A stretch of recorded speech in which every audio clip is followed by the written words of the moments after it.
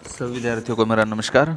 तो प्यारे बच्चों, आज की वीडियो में हम जो काव्यखंड का अध्याय है हमारा मेघाय, सर्वेश्वर दयाल सक्सेना जी की एक कविता है, बड़ी अच्छी कविता है।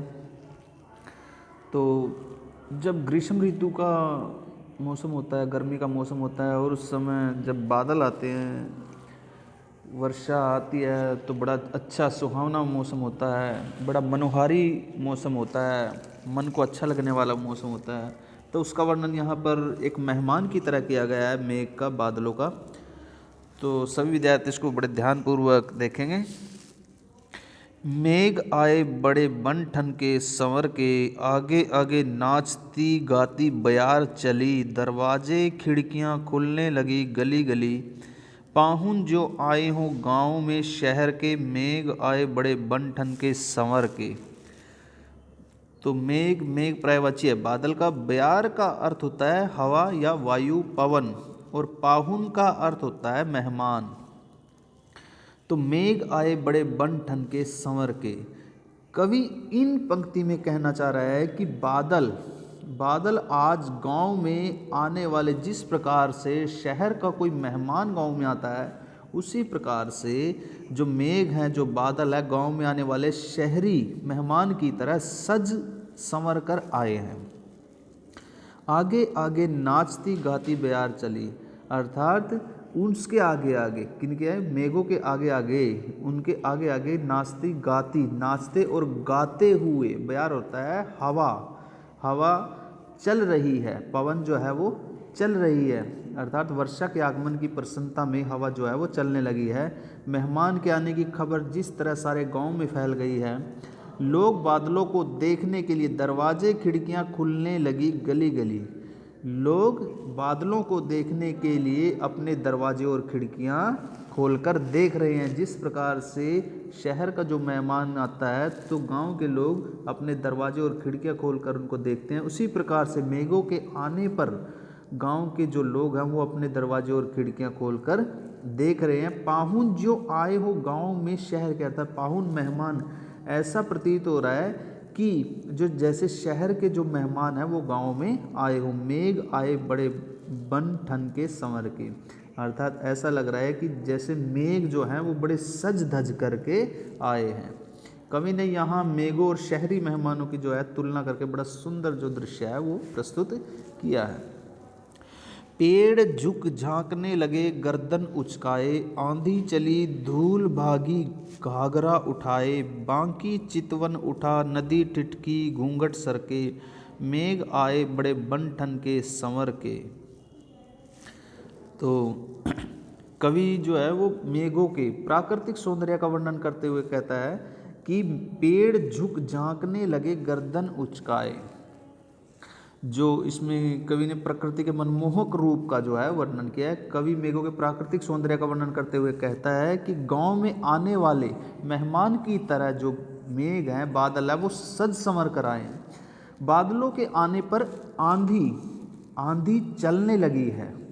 धूल जो है, धूल बागी घाघरा उठाए, धूल जो है वो शर्माकर अपना घाघरा उठाकर भाग खड़ी हुई है। जिस प्रकार से कोई स्त्री अपना घाघरा उठाकर भाग जाती है, उसी प्रकार से उसने धूल को एक स्त्री की संज्ञा में उसका वर्णन करते हुए कहा है कि धूल ऐसे जा रही है जैसे कोई स्त्री अपना घाघरा उठाकर भागने लगी है, भाग खड़ी हुई है।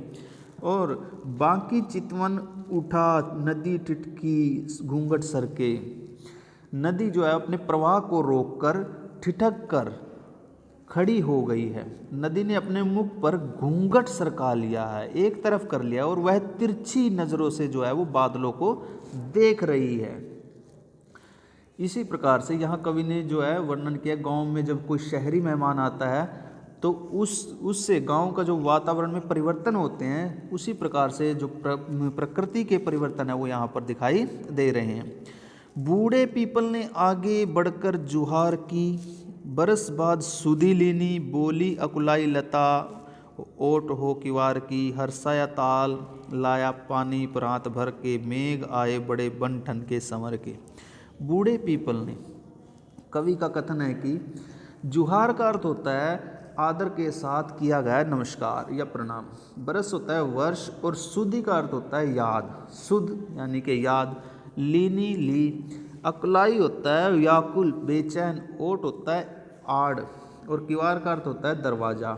हर्षाया प्रसन्नता से, हर्ष से भरा हुआ। ताल तालाब मेघ बादल।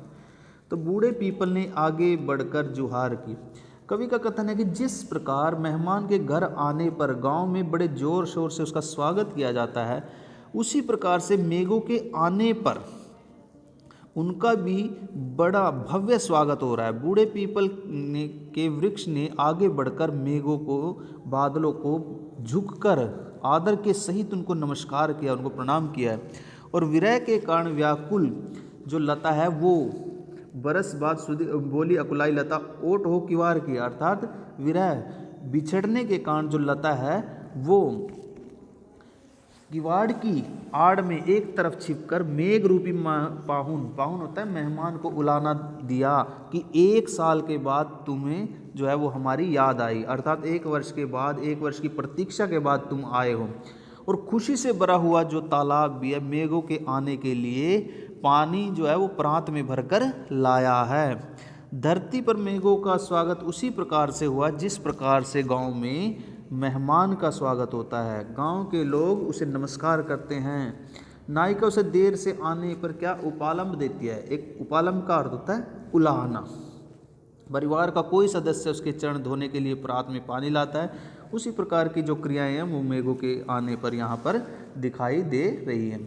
अंतिम पद क्षितिज अटारी गहराई दामिनी दमकी, क्षमा करो गांठ खुल गई अब भ्रम की, बांध टूटा झरझर मिलन के अश्रु ढरके, मेघ आए बड़े बन ठन के संवर के।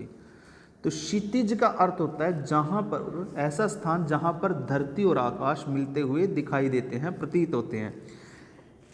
गहराई का अर्थ होता है बादल छा गए हैं। दामिनी का अर्थ होता है बिजली और दमकी का अर्थ होता है चमकना या चमकी। अश्रु आंसू डरके और गिरे। क्षितिज अटारी गहराई दामिनी दमकी, क्षमा करो गांठ खुल गई अब भ्रम की। तो कवि कहता है कि अब मेघ जो हैं क्षितिज रूपी अटारी पर पहुंच गए हैं, ऊंचाई पर पहुंच गए हैं। मेघों के आ जाने पर बिजली जो है वो चमक उठी है। दामिनी दमकी, क्षितिज अटारी अर्थात मेघ जो हैं वो उस स्थान पर पहुंच गए हैं जहां पर पृथ्वी और आकाश का मिलन होता है। और गहराई दामिनी दमकी, मेघों के आने पर जो है बिजली चमक उठी, अर्थात मेहमानों को देखकर नायिका का जो है तन मन आभा से भर उठा है। और धरती रूपी जो नायिका मेघों से कह रही है कि क्षमा कर दो, अभी तक हम समझ नहीं रहे थे कि मेघ नहीं बरसेंगी, अब यह जो भ्रम है वो टूट गया है। मेघों और धरती के बीच की जो रुकावट है वो समाप्त हो गई है। मेघ झरझर कर बरसने लगे हैं। धरती और मेघों का जो है वो मिलन हो गया है। इसी प्रकार अतिथि और नायिका का भी मिलन हो गया है। उनकी आंखों में खुशी के आंसू आ गए हैं। आज मेघ भी अतिथि मेहमान की भांति जो है वो सज संवर कर आकाश में छा गए हैं। तो ये हमारी कविता थी मेघ आए। तो बड़ी अच्छी कविता, सभी विद्यार्थी इसको अच्छी प्रकार से देखें, सुने और याद करेंगे। धन्यवाद।